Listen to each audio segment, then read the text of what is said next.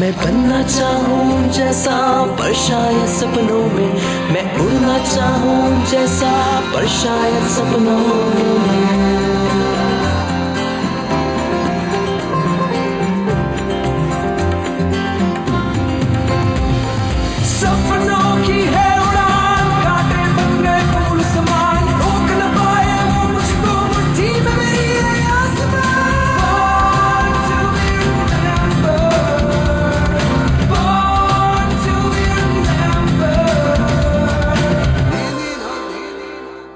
Hello friends, born to be remembered के एक और एपिसोड के साथ हाजिर हूं मैं, आपका दोस्त संदीप भट्ट। और हम आपको ले जाएंगे उन लोगों की जिंदगी के सफर पर जिन्होंने ऐसा कुछ किया कि वो आज हमारे शो में शामिल हैं।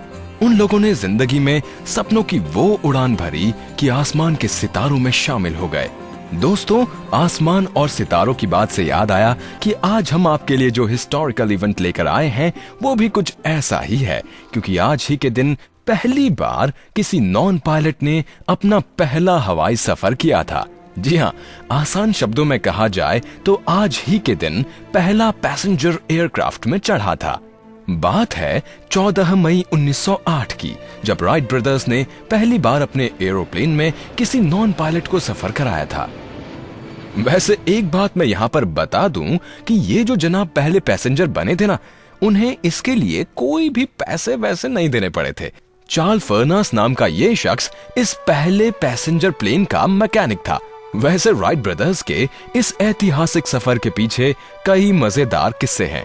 आपको पता है फ्रेंड्स, जब 1905 में राइट ब्रदर्स ने पहली बार एरोप्लेन को आसमान में टेस्ट किया और उनका ये टेस्ट जब कामयाब रहा तो उन्होंने दूसरों की तरह अपनी इस इन्वेंशन को लोगों के सामने लाने के बजाय उसे छुपा दिया, वो भी इस डर से कि कहीं कोई उनका ये इन्वेंशन चुरा ना ले। इसलिए उन्होंने फैसला किया कि पहले अपने इस महान इन्वेंशन को वो पेटेंट करवाकर सुरक्षित करेंगे। और आपको पता है, इस इन्वेंशन को पेटेंट करने के पूरे प्रोसेस में 4 साल से भी ज्यादा का वक्त लगा। और आखिरकार फ्रेंच सिंडिकेट और अमेरिकन आर्मी के साथ राइट ब्रदर्स का कॉन्ट्रैक्ट होने के बाद ही वो अपना ये इन्वेंशन दुनिया के सामने लाए। सच में दोस्तों, इस इन्वेंशन के होने के बाद से दुनिया बहुत ही छोटी हो गई है, नहीं? और आज इस इन्वेंशन की बदौलत दुनिया का कोई भी कोना दूर नहीं है।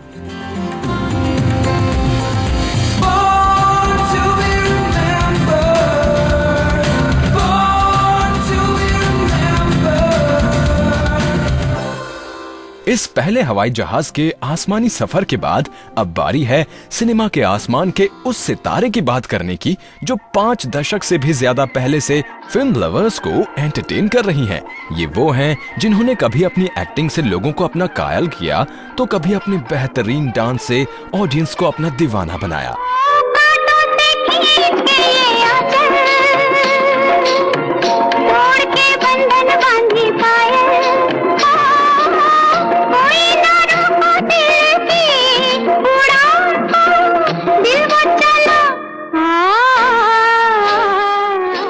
जी हाँ, हम बात कर रहे हैं वहीदा रहमान की, हिंदी फिल्मों के आकाश का वो सितारा जो आज 5 दशक बाद भी अपनी चमक को बरकरार रखे हुए है।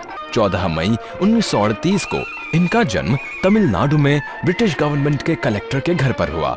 शुरू से ही वहीदा को डांस में रुचि थी। इसी के चलते उनके पिता ने वहीदा और उनकी बड़ी बहन सैयदा को भरतनाट्यम सीखने के लिए भेजा।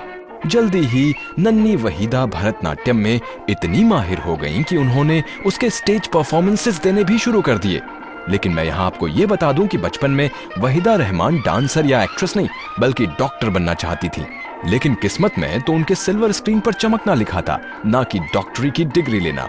खैर, बचपन के सपने तो बचपन के सपने ही होते हैं। कई बार वो सपने वक्त की चोट से ऐसे टूटते हैं कि अच्छों के हौसले पस्त हो जाते हैं। ऐसा ही कुछ वहीदा के साथ भी हुआ जब उन्होंने कम उम्र में ही अपने पिता को खो दिया। लेकिन इस घटना के बाद भी वहीदा ने हौसला नहीं खोया और आगे बढ़ती ही रहीं। इस दौरान उन्होंने तमिल और तेलुगु फिल्मों में काम करना शुरू कर दिया और उनकी पहली फिल्म जो पर्दे पर आई वो थी तेलुगु फिल्म जयसिम्हा, जो कि 1955 को रिलीज हुई। नरसिम्हा के बाद वहीदा ने साउथ में कई सफल फिल्में दी, लेकिन अभी भी कहीं उनके करियर में कुछ कमी थी और उस कमी को पूरा किया legendary film maker Guru Dutt ने। गुरुदत्त और वहीदा रहमान की पहली मुलाकात वहीदा की तेलुगु फिल्म रोजुल्लू मर्राई की सक्सेस पार्टी में हुई। उस वक्त गुरुदत्त अपनी फिल्म CID के लिए एक नए चेहरे की तलाश में थे और उनकी ये तलाश वहीदा रहमान पर खत्म हुई और वहीदा को मिली उनकी पहली हिंदी फिल्म CID और मिला गुरुदत्त जैसे फिल्मकार का साथ भी। इस खूबसूरत नए नक्श वाली नई नवेली एक्ट्रेस ने उन्हें इतना इम्प्रेस किया कि उन्होंने उन्हें अपनी फिल्म में न सिर्फ रोल ऑफर कर दिया बल्कि उन्हें ट्रेंड भी किया। लेकिन यहाँ मैं आपको बता दूं कि ये रोल किसी फिल्म की लीड हीरोइन का नहीं बल्कि वैम्प का रोल था। एक्टिंग के शुरुआती दौर में शायद ही कोई एक्ट्रेस हो जो ऐसा रिस्क ले, पर वहीदा ने ये रिस्क लिया और इस फिल्म में उनका काम काफी पसंद भी किया गया। उनका नाम और काम दोनों को ही पहचान मिलने लगी। इस फिल्म का एक गाना जो मुझे बेहद पसंद है उसे मैं आपको जरूर सुनवाना चाहूंगा। कहीं पे निगाहें, कहीं पे निशाना, कहीं पे निगाहें, कहीं पे निशाना, जीने दो जालिम बनाओ ना दीवाना, कहीं पे निगाहें। दोस्तों आप सुन रहे हैं बॉर्न टू बी रिमेम्बर्ड और हम बात कर रहे हैं वहीदा रहमान की। तो भाई इस फिल्म के बाद गुरुदत्त और वहीदा रहमान की ऐसी जोड़ी बनी कि CID के बाद गुरुदत्त ने इस यंग एक्ट्रेस को अपनी अगली फिल्म प्यासा में लीड रोल दिया। प्यासा में गुलाबों का जो कैरेक्टर वहीदा को पर्दे पर निभाने को मिला वो आज भी कई एक्ट्रेसेस का ड्रीम रोल है। तो बस फिर क्या था, बात तो बन ही गई। तो चलिए आपको सुनवाते हैं एक गीत, जाने क्या तूने कहा जाने क्या मैंने सुना। जाने क्या तूने कही, जाने क्या मैंने सुनी, बात कुछ बन ही गई। जाने क्या तूने कही, जाने क्या मैंने सुनी, बात कुछ बन ही गई। जाने क्या तूने कही।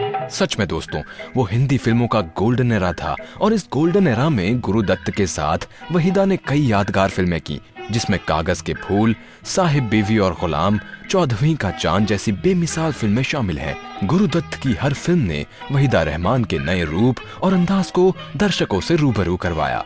गुरुदत्त की इन फिल्मों ने वहीदा को हर तरह के रोल पर्दे पर जीने का मौका दिया। इस जोड़ी ने कुछ ऐसी यादगार हिंदी फिल्में दी जो हिंदी फिल्मी इतिहास में हमेशा के लिए अमर हो गईं। जहां एक तरफ कागज के फूल में संजीदा सा शांति का किरदार हो या साहिब बीबी और गुलाम में चुलबुली जाबा का किरदार, हर किरदार को वहीदा रहमान ने अपने एक्टिंग के रंगों से ऐसा सजाया कि वो रोल हमेशा के लिए लोगों के ज़हन में बस गए। बगियन का मेहमान है, फिर भी जाने ना जाने ना जाने ना, कलियन की मुस्कान है, भंवरा बड़ा नादान है। बगियन का मेहमान है, फिर भी जाने ना जाने ना जाने ना, कलियन की मुस्कान है, भंवरा बड़ा नादान। तो दोस्तों बॉर्न टू बी रिमेम्बर्ड में अभी आपने ये जो गाना सुना ये था फिल्म साहिब बीबी और गुलाम से। ये गुरुदत्त और वहीदा रहमान की जोड़ी की आखिरी फिल्मों में से एक है। गुरुदत्त ने जहां वहीदा रहमान को स्टार बनाया वहीं इस स्टारडम को और भी चमकाया एवरग्रीन देवानंद ने। हालांकि वहीदा रहमान की पहली फिल्म CID में दोनों ने साथ काम किया था, लेकिन पहली बार देवानंद के साथ लीड रोल में वहीदा रहमान दिखी 1958 की फिल्म 16वां साल में। इसके बाद आई काला बाजार, बात एक रात की, प्रेम पुजारी और हाँ गाइड। इस फिल्म में रोजी मार्को से मिस नलिनी बनने तक का जो सफर वहीदा ने निभाया उसे भला कौन भूल सकता है। इस फिल्म के लिए वहीदा रहमान को उस साल का बेस्ट एक्ट्रेस का फिल्म फेयर मिला। तो क्यों ना हम भी सुने इसी फिल्म से वहीदा जी का ये प्यारा सा डायलॉग। सहारा मांगा था 4 दिन के लिए, जीवन का बोझ तुम पर नहीं डालना चाहा था। ये बोझ यकीन मानो मेरे जीवन को हल्का कर देगा। राजू मैं कलंकिनी। अगर तुम कलंकिनी तो ये कलंक सर आंखों पर। नहीं नहीं राजू, ऐसा नहीं हो सकता। मैंने कभी सोचा भी नहीं था। कल तक सोचना पाप था, लेकिन आज और बात है। कल तक कहना पाप था, लेकिन आज और बात है। रोजी, मैं तुम्हारे लिए सपने देखना चाहता हूँ, उन सपनों को रूप देना चाहता हूँ। मुझे इजाजत दो। मैं तुम्हें कुछ नहीं दे सकती, कोई वादा नहीं कर सकती। मुझे उलझन में मत डालो राजू। मेरी परिचय तुम्हें कहीं बर्बाद न कर दे। 1974 में वहीदा ने शशि रेखी से शादी करके अपने कामयाब फिल्मी करियर को अलविदा कह दिया और बेंगलुरु में सेटल हो गईं। लेकिन फिल्मों से उनका प्यार उन्हें वापस फिल्मों में खींच लाया और वहीदा ने फिल्मों में वापसी की यश चोपड़ा की फिल्म कभी कभी से। इसके बाद वो दिखी यश चोपड़ा की ही फिल्म लम्हे में। मेरे घर आई एक नन्ही परी चांदनी के हसीन रथ पे सवार मेरे घर आई। इन फिल्मों में दिखने के बाद वो वापस फिल्मों से दूर हो गईं। लेकिन इसके बाद जब वो फिल्मों में वापस आईं तो फिर वापस नहीं गईं। रंग दे बसंती, दिल्ली 6 जैसी फिल्मों में अपने दमदार एक्टिंग की वजह से वहीदा ने एक बार फिर साबित कर दिया कि वो हुनर की ऐसी मिसाल है जिसकी कोई उम्र नहीं होती। लुका छुपी बहुत हुई, सामने आ जाना, कहाँ कहाँ ढूंढा तुझे, थक गई है अब तेरी माँ, आजा सांझ हुई, मुझे तेरी फिक्र धुंधला गई, देख मेरी नजर आ जाना। सच में दोस्तों, वहीदा रहमान जैसी शख्सियत को इतने कम वक्त में समेट पाना लगभग नामुमकिन है। आखिर में हम तो बस वहीदा रहमान को उनके जन्मदिन पर ढेर सारी शुभकामनाएं देते हैं और आपको छोड़े जाते हैं वहीदा रहमान की फिल्म के उस गाने के साथ जिसके लिए उन्हें नेशनल अवार्ड मिला। फिल्म का नाम है रेशम और शेरा।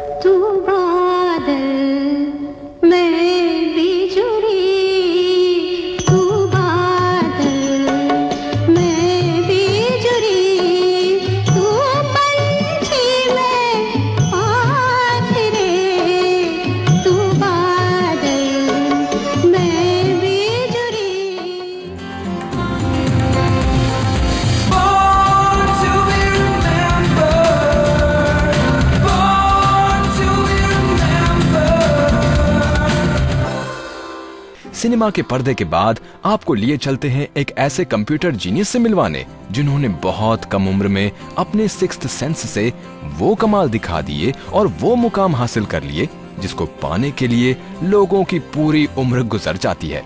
ऐसे ही हैं कंप्यूटर साइंटिस्ट प्रणव मिस्त्री। जी हाँ, 14 मई 1981 को गुजरात के एक छोटे से शहर पालनपुर में जन्मे प्रणव को शुरू से ही कंप्यूटर और गैजेट्स का इतना शौक था कि उन्होंने इसी में कुछ कर दिखाने की ठान ली। इसीलिए प्रणव ने पहले कंप्यूटर साइंस से इंजीनियरिंग की डिग्री लेने के बाद MIT से मीडिया आर्ट्स एंड साइंसेज में और IIT मुंबई से इंडस्ट्रियल डिजाइन में मास्टर्स किया। बाप रे, लोगों को एक ही सब्जेक्ट में मास्टर करने में हालत खराब हो जाती है और प्रणव ने 2-2 सब्जेक्ट से मास्टर्स की डिग्री ली। क्या बात है। खैर, अब थोड़ी बात इनके इनोवेटिव इन्वेंशन की भी कर लेते हैं। तो उसमें सबसे पहले प्रणव के जिस काम पर नजर जाती है वो है उनके सिक्स्थ सेंस पर किए गए काम पर। PhD student right now, in a research assistant in MIT Media Lab. But as she mentioned, I started my career as an architect. Have joined and then drop out, join engineering school, join design school, work with Media Lab Asia, trying to reach rural India with technology and use of those things. Also work with UNESCO, NASA, Google on some projects. Recently I was in Japan last year on Japan Science and Technology, making some robotics stuff and stuff. But why I'm telling you this thing, because this different field, different perspective gave me a perspective of Leonardo da Vinci, like as an art and design and technology mixing together or something like that. और उनके स्पर्श से तो उन्होंने सबको impress ही कर दिया है। अरे अरे अरे, यहाँ किसी मिडास टच की मैं बात नहीं कर रहा, बल्कि प्रणव के एक जबरदस्त इन्वेंशन की बात कर रहा हूँ। जरा सोचिए, आप जब कंप्यूटर पर काम करते हैं तो आपका हाथ कभी कीबोर्ड पर तो कभी कंप्यूटर माउस पर होता है, जो कि आई एम श्योर मेरी तरह आपको भी बहुत इरिटेट करता होगा। पर आपको पता है, प्रणव ने एक ऐसा माउस बनाया है जो कि इनविजिबल है। जी हाँ, कितना इंटरेस्टिंग साउंड कर रहा है ना ये। पर आपको पता है कि प्रणव की इन सभी इन्वेंशंस के पीछे इंस्पिरेशन क्या है? आप सोच रहे होंगे कि कोई साइंटिस्ट या इंजीनियर या ऐसी ही कोई पर्सनैलिटी, पर प्रणव को ये सब करने की इंस्पिरेशन मिली है हमारी माइथोलॉजी से। आपको मेरी बातों पर भरोसा नहीं हो रहा? तो आइए खुद प्रणव से ही सुन लीजिए। I would say that I really like this word, and so many people, even in the introduction, they said the science fiction. Frankly speaking, I really am not a big fan of science fiction. If you ask me where my inspirations come from Indian mythology. I don't know why, because I always used to read those mythology, and in fact, this were much more advanced than the science fiction that we are seeing. You must have seen the Ramayana and Mahabharata, and where some arrows are flying and stopping in the air and then putting some sparkles, right? Amazing. Or even the planes, someone is sitting on some kind of plane and someone was able to see what is happening miles away by wireless connection and telling that live war story in Mahabharata to someone else. That was the real fiction, and that have been already done. So what we are doing is we are just implementing the architecture was already done. We are just implementing the software code for that. Pranav की इन्हीं inventions की वजह से आज वो इतनी कम उम्र में दुनिया की लीडिंग गैजेट ब्रांड्स में से एक के रिसर्च हेड हैं और उन्हें दुनिया भर के अवार्ड्स भी मिले हैं। और 2010 में उन्हें क्रिएटिविटी 50 रेसिपिएंट्स की लिस्ट में शामिल भी किया गया है। और दोस्तों, जहां हम इंस्पिरेशन की बात करते हैं तो भाई इंस्पिरेशन आमतौर पर अपने माता पिता से भी बहुत मिलती है। और प्रणव को भी बचपन में ही अपने डैड से ऐसी ही इंस्पिरेशन मिली थी। जब उनके पास खेलने के लिए खिलौने नहीं थे तो उनके डैड ने पुराने इलेक्ट्रॉनिक गैजेट्स को जोड़ तोड़ के इनके लिए एक वीडियो गेम बनाया था, जो प्रणव के लिए काफी इंस्पायरिंग था। आई होप ये आपके लिए भी बहुत इंस्पायरिंग होगा। तो हमारी तरफ से इस साइंस के यंग अचीवर को many happy returns of the day.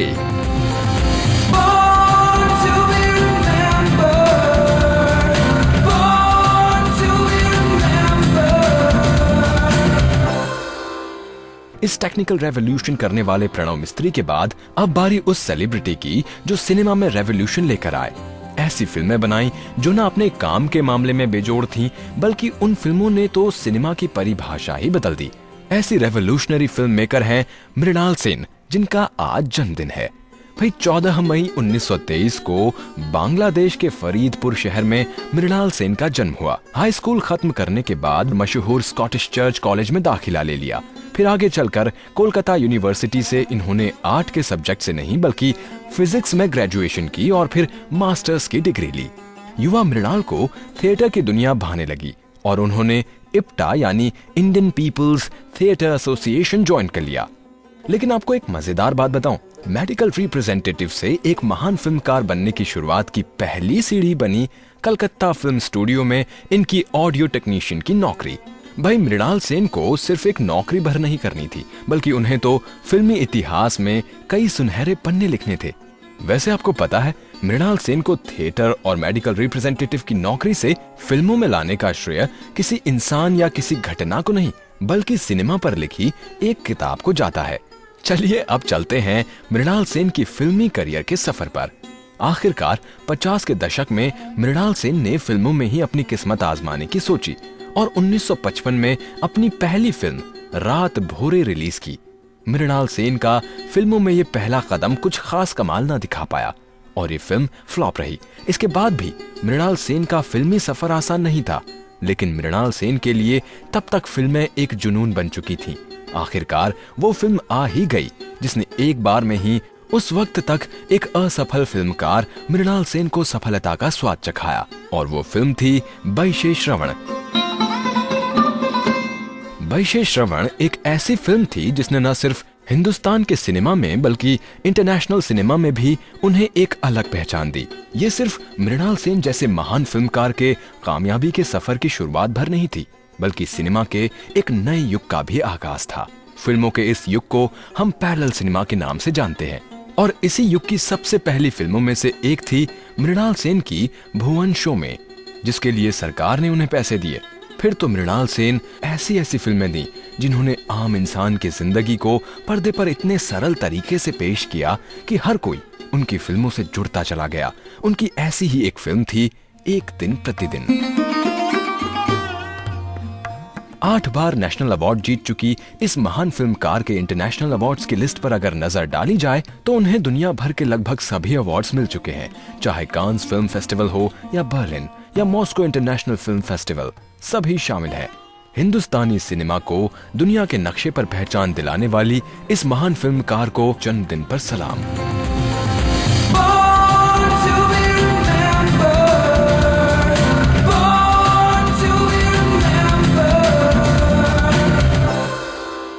आज का दिन सच में बहुत खास है। एक के बाद एक ऐसे लोग जो अलग अलग फील्ड्स में रेवोल्यूशन लेकर आए हैं, चाहे वो फिल्मों की दुनिया हो या टेक्नोलॉजी की। और अब हम जिनकी बात करने जा रहे हैं वो किसानों के खेतों में ऐसी रेवोल्यूशन लेकर आए जिसकी वजह से लोग उन्हें याद रखे हुए हैं। हम बात कर रहे हैं अल्ब्रेक्ट डेनियल थार की। इस महान शख्स का जन्म 14 मई 1752 को जर्मनी में हुआ। अपनी पढ़ाई खत्म करने के बाद डेनियल थार ने बर्लिन के पास अपने एक साथी के साथ एग्रीकल्चर स्कूल की नींव रखी और यहाँ से शुरू हुआ एग्रीकल्चर की दुनिया में एक नया रेवोल्यूशन, जिसने सबसे पहले पेड़ों के न्यूट्रिशन की ह्यूमस थ्योरी को सपोर्ट किया। वैसे अगर आपको खेती में थोड़ा सा इंटरेस्ट है या समझ है तो आपको एक बात अच्छे से पता होगी कि किसान अपनी फसल को हमेशा अपने खेत की मिट्टी के हिसाब से चुनता है। लेकिन आपको पता है इस बात को सबसे पहले कौन सामने लेकर आया था? जी हाँ, आप बिल्कुल सही समझे, डेनियल थार। जर्मनी के साथ साथ मुझे लगता है हमारे जैसे खेती प्रधान देश के लिए अल्ब्रेक्ट डेनियल थार जैसे महान शख्स को उनके जन्मदिन पर याद करना बहुत जरूरी है। तो हमारी तरफ से अल्ब्रेक्ट डेनियल थार को उनके जन्मदिन पर हार्दिक श्रद्धांजलि।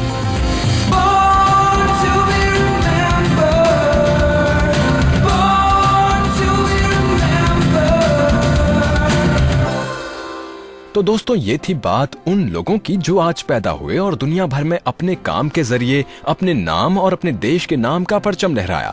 कल हम फिर वापस आएंगे और ऐसे ही कुछ और खास लोगों की बात करेंगे जो कल यानी 15 मई को इस दुनिया में आए। फिलहाल मुझे दीजिए इजाजत, गुड बाय। मैं बनना चाहूँ जैसा पर शायद सपनों में, मैं उड़ना चाहूँ जैसा पर शायद सपनों में।